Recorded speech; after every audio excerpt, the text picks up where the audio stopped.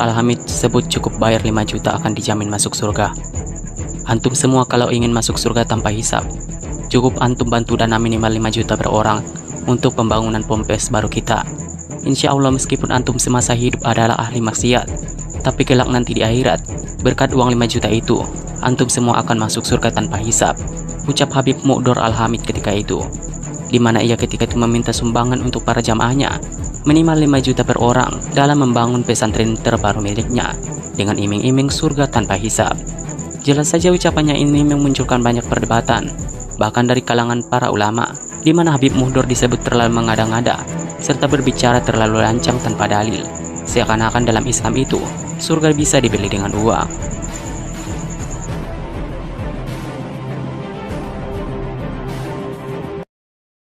Masih ingatkah saat Gus Nuril diturunkan paksa di depan umat? Bukan karena beliau bersalah, tapi karena beliau mengatakan kebenaran. Karena beliau berani membongkar kelompok yang ingin merobohkan NKRI. Mereka tidak mau umat tercerahkan. Mereka takut kebenaran terbuka. Mereka takut rakyat sadar bahwa merekalah pengkhianat sejati. Masih ingatkah saat Gus Nuril yang gagah berani berdiri pasang badan menjaga gedung PBNU ketika digeruduk terkait demonstrasi yang dilancarkan oleh Ormas HTI?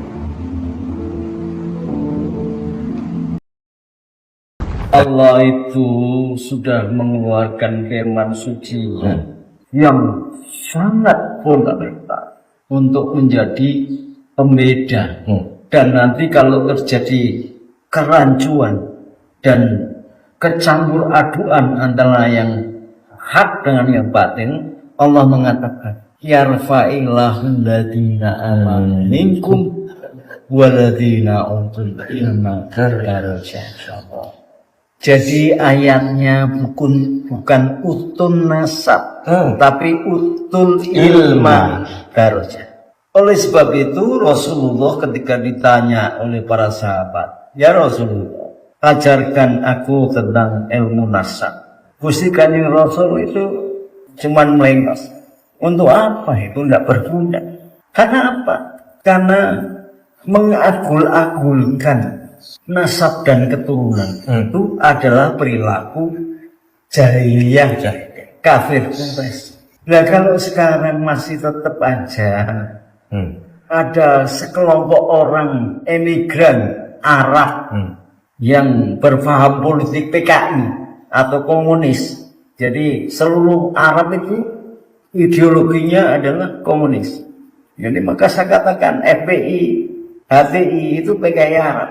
Apalagi orang yang berasal dari Yaman yang sudah mencoba dari awal menghancurkan Ka'bah kita sebagai lambang kiblat suci kita, melewati sejarah yang sangat tercatat penghancuran Ka'bah oleh Raja Abraha yang kemudian turunlah surat V.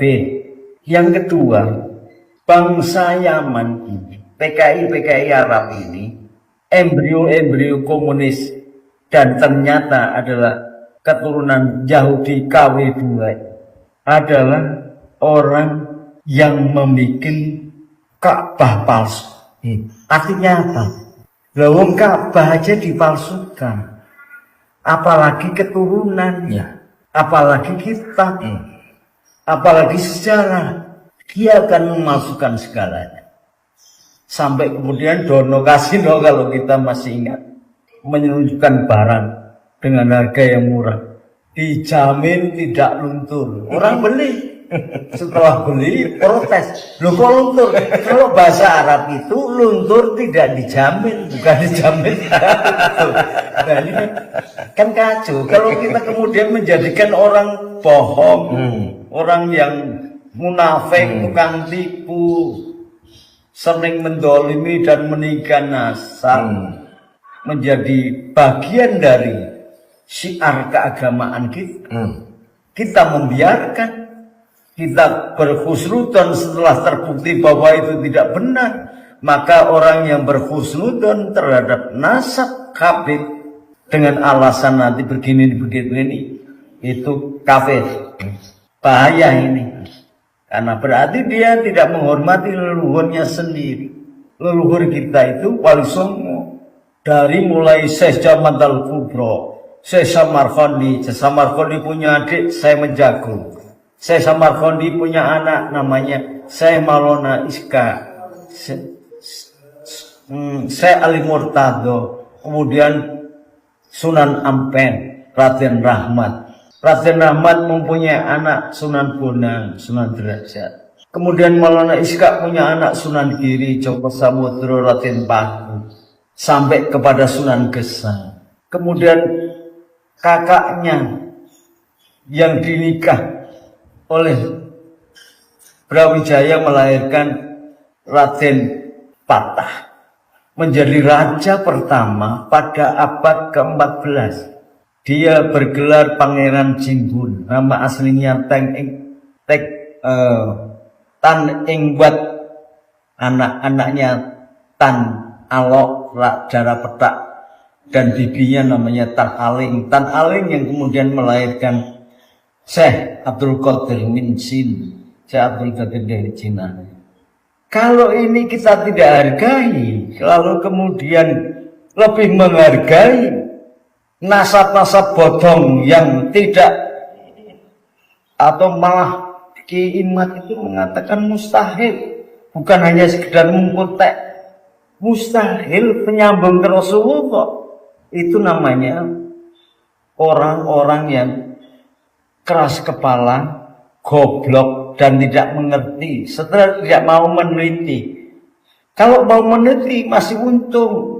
Kalau tidak bisa meneliti karena tidak ngerti sistematikanya, adopsi dong ahli-ahli, ulama-ulama muda yang sudah kangelan meneliti kebenaran nasab itu. Jangan kemudian membiarkan sendiri. Itu benar, itu yang dikatakan adik-adik LSI itu. Soal KB, Kisah Mahfud aja memelopori Fasul Masail, akhirnya beliau menjadi Rois Am PBN. Soal bank diadakan Fasul Masail, Forecast SDSB dulu. SDSB, forecast, macam-macam persoalan. Ini menunjukkan kepedulian PBNU sesuai dengan namanya Nahdlatul Ulama, kebangkitan ulama. Lah kalau kemudian sudah menjadi Rois, Kang Ahyar itu menjadi Rois PBNU, tapi menutup kemungkinan untuk melakukan penelitian, untuk mencari kebenaran sesuatu hal, dan itu menyinggung kemaslahatan orang banyak, bahkan bangsa dan negara, mengganggu kehormatan bangsa ini. Kang Ahyar harusnya istighfar sebagai seorang ulama yang menjadi Rois Am PBN. Namanya Rois Am itu harus memiliki daya kritis, kepedulian, bersifat ngomong, tidak kemudian memihak salah satu. Barangkali Kang Ahyar ini punya mantu atau punya kenalan atau punya sahabat Balawi, ya monggo. Tetapi masalah hukum ini harus dijelaskan kebenarannya. Jangan dibiarkan goyak-bayi tidak adil. Berbahaya ketika Kang Ahyar nanti meninggal, siapa yang bertanggung jawab? Kalau kemudian terjadi perpecahan beberapa pihak karena masing-masing mengikuti hujah yang diyakininya. Untuk apa kemudian PBNU ini didirikan kecuali untuk mempersatukan umat dari segala golongan? Bahkan Ansornya sendiri aja mengatakan akan melindungi segenap tanah tumpah darah rakyat Indonesia, tidak membedakan golongan, agama, ras, suku, dan sebagainya. Tapi akhir-akhir ini Banser ini sudah mulai kehilangan kiblat. Masuk angin. Sama saudaranya sendiri berantem. Giliran sama FPI sama HTI nggak berani. Gimana ini? Nggak seperti saya ketika mimpin Banser dulu. Lawannya lebih berat. Tapi musyawarah. Tradisi NU itu musyawarah. Jangan sampai kemudian kita dipecah belah oleh orang yang nggak jelas ini. Gara-gara pemimpinnya di tingkat pusat nggak jelas pula mengambil keputusan. Tidak berani tegas, nggak bisa keputusan abu-abu, nggak bisa. A atau B, putih atau hitam, sebagai catatan boleh. Karena memilih A, kemudian catatannya mungkin ada batas-batas. Jangan kayak begini, kemunduran sekali kepengurusan PBNU ini. Sama sekali saya belum melihat kiprah lain dengan pengemusan Kang Said, Kang Hasyim Mujadi, apalagi Gus Dur. Apalagi kalau dibandingkan dengan Idham Khalid, Kiai Sepuh yang luar biasa itu. Marilah, udahlah yang sudah-sudah. Allah itu dengan mudah memberi maaf. Wasari'u ila maghfiratin min rabbikum wa jannah. Ya, jadi rekan-rekan saya yang sekarang kebetulan mau pegang jabatan di BPN.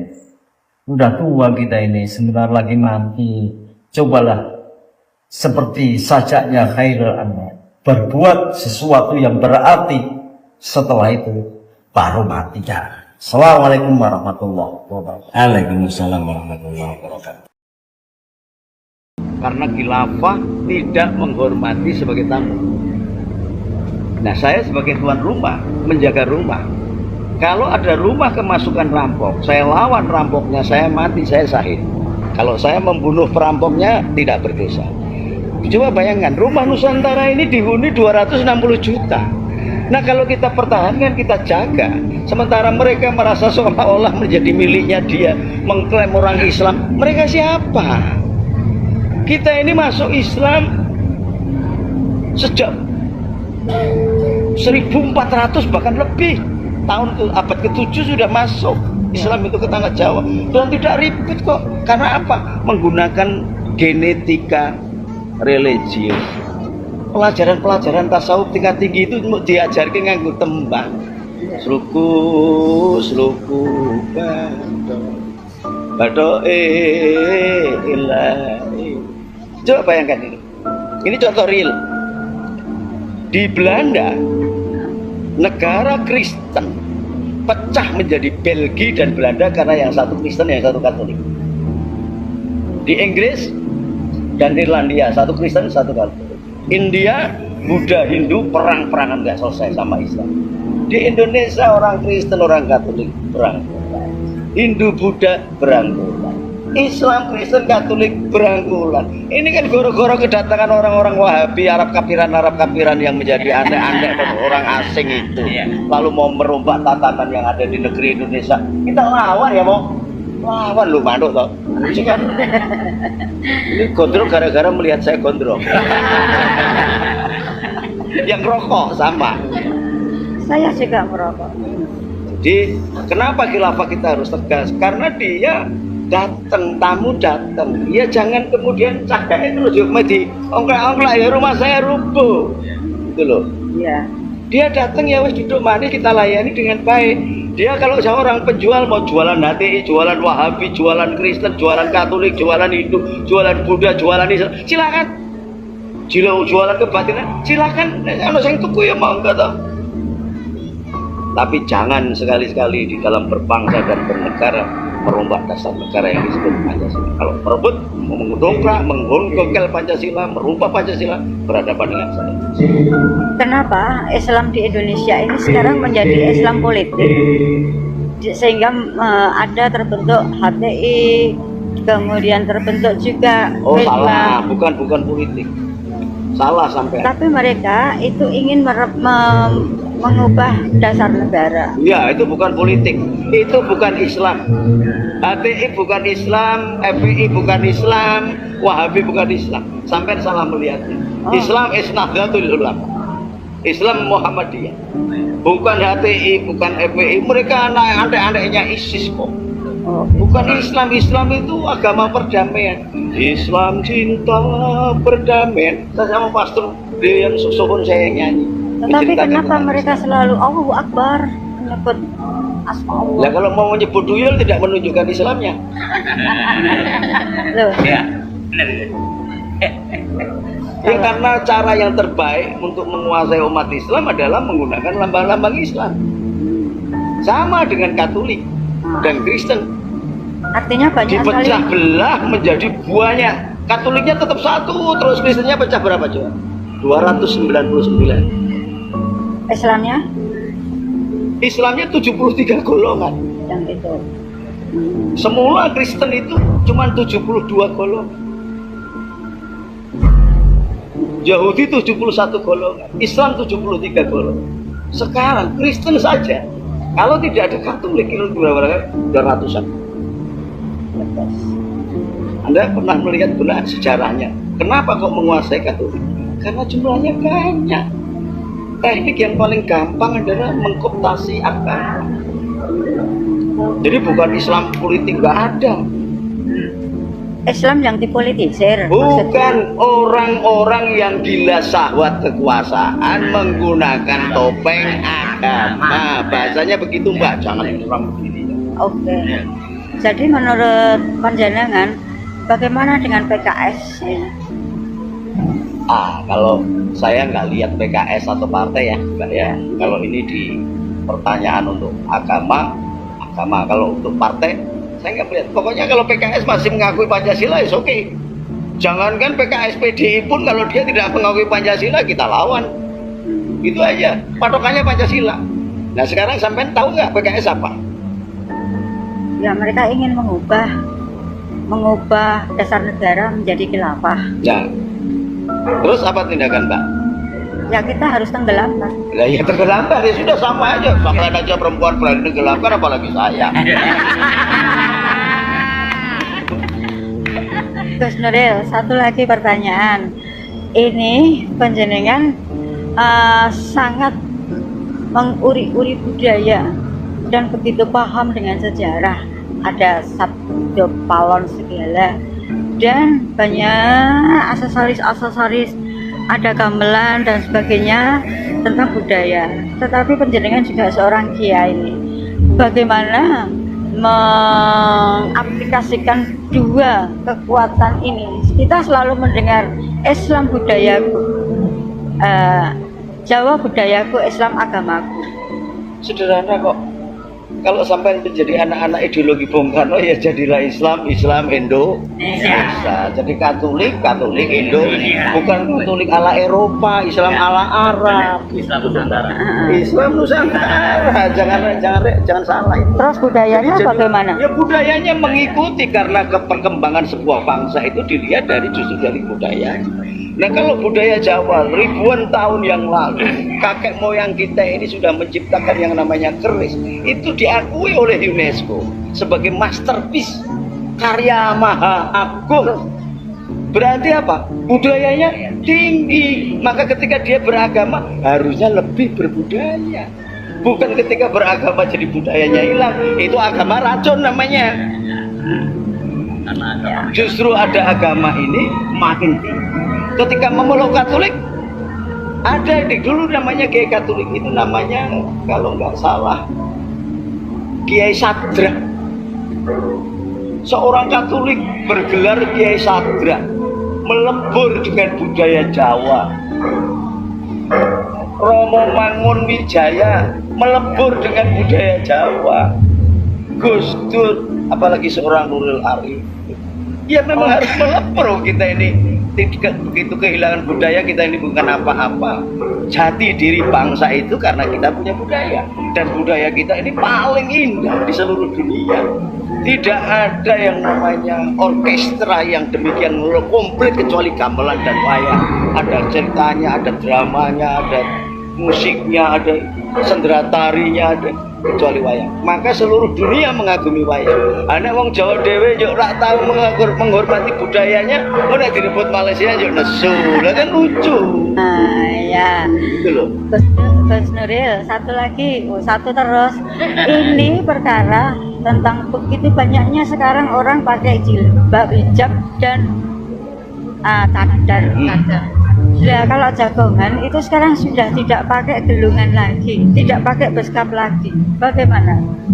Ya soal pakaian silakan saja. Mau kayak ninja, mau pakai ini.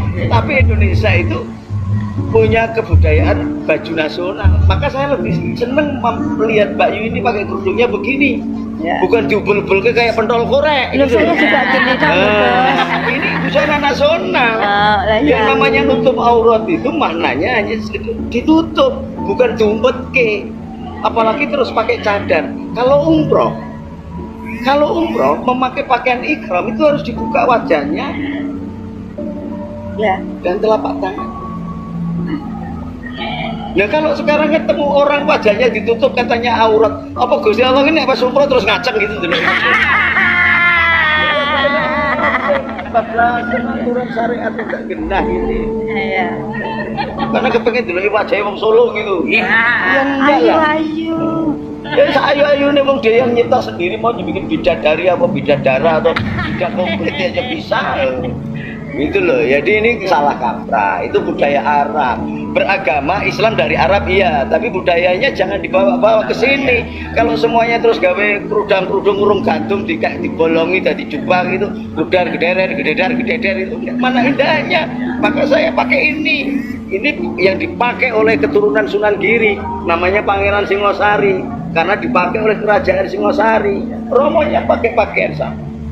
Bukan Bali. Bali itu dari keturunan Majapahit. Majapahit dari Singosari. Singosari dari Tunggul Tumapel, Tunggul Ametung. Tunggul Ametung dari Dharma Wangsa, dari Prabu Erlangga. Kita harus menarik sejarahnya di situ, bukan berhenti pada Majapahit. Wah, tapi mereka kan berasal dari Malih. Pembunuh Ken Arok, Tunggul Ametung dibunuh oleh Ken Arok, dan sekarang Ken Arok juga yang menurunkan seluruh raja-raja di Sampai Jawa. belajar sejarah jangan di YouTube-kan. Karena nanti yang kalau sampai siarkan berbahaya. Karena itu nggak bisa sepotong-sepotong begitu.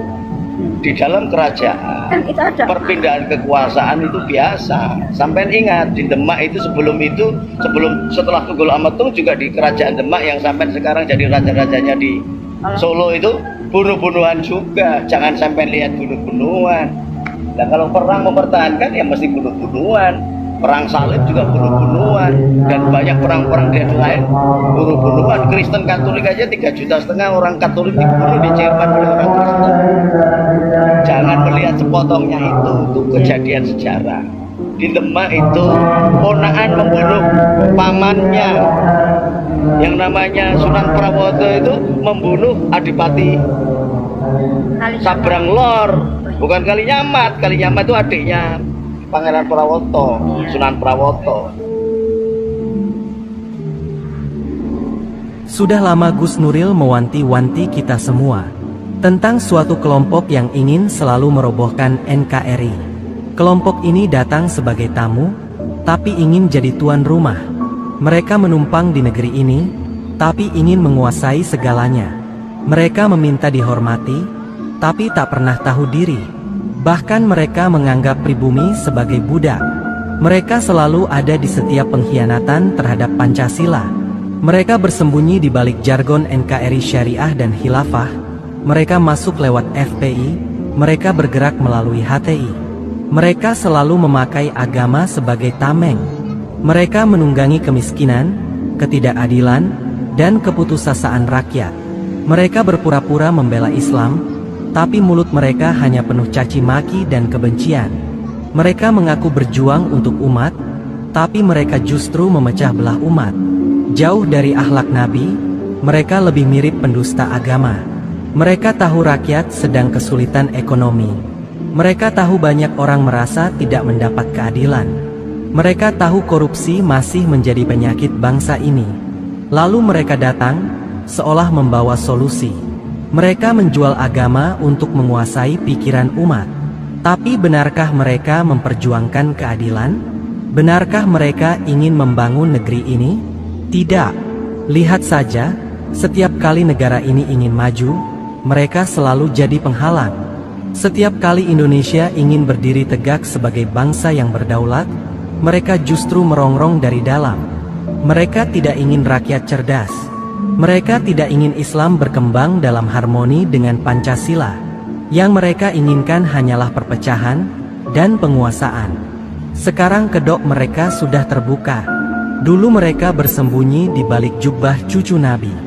Dulu mereka menipu umat dengan dalil-dalil yang dipelintir dan ayat-ayat yang mereka